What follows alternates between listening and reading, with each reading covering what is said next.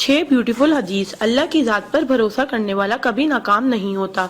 किसी का राज तलाश मत करो, अगर मालूम हो जाए तो फैलाओ नहीं।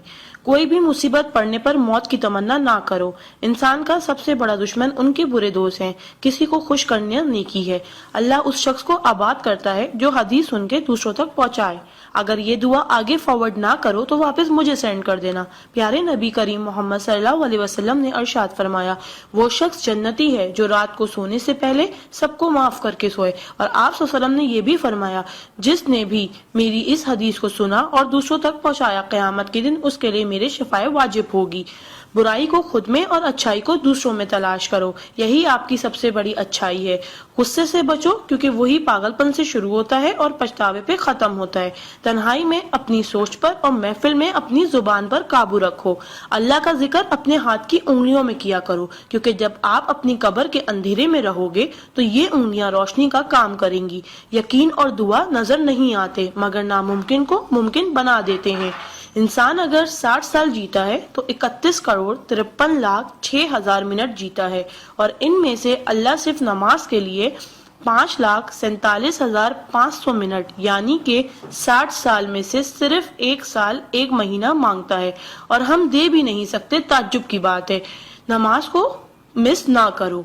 जब भी अपनों के साथ बैठो तो अल्हम्दुलिल्लाह कहो, क्योंकि कुछ लोग इन लम्हात को तरसते हैं।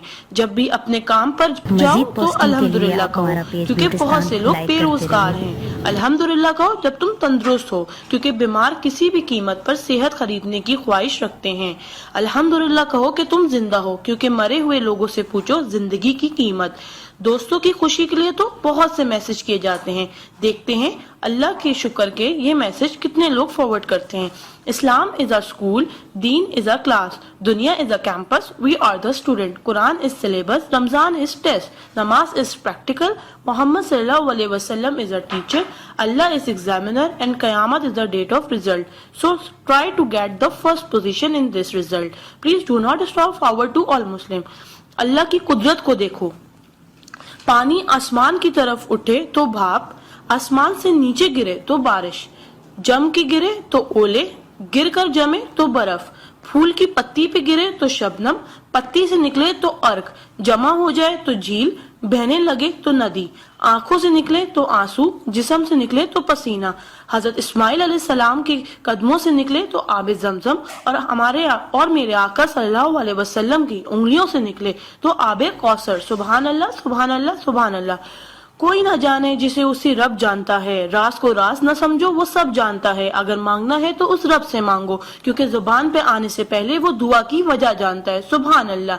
एक दिलचस्प हकीकत, जब नेकी की जाए तो राइट फरिश्ता लिखता है, और जब बुराई की जाए तो लेफ्ट फरिश्ता लिखता है।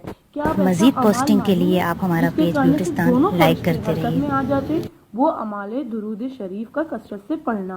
राइट फरिश्ता 10 नेकियां लिखता है, उल्टे हाथ का फरिश्ता 10 गुनाह मिटाता है, और अल्लाह 10 दर्जात बुलंद करता है। सुभान अल्लाह। आप इस मैसेज को अपने लिए सदका जारिया बनाएं और दोस्तों तक पहुंचाएं। सुभान अल्लाह, अल्हम्दुलिल्लाह, अल्लाह अकबर पहले सेंड कर दो, क्योंकि जब तक कोई ये मैसेज पढ़ता रहेगा जन्नत में आपका नाम का पेड़ लगता रहेगा। Please do not stop. शुक्रिया। मजीद पोस्टिंग के लिए आप हमारा पेज ब्यूटिस्तान लाइक करते रहिए।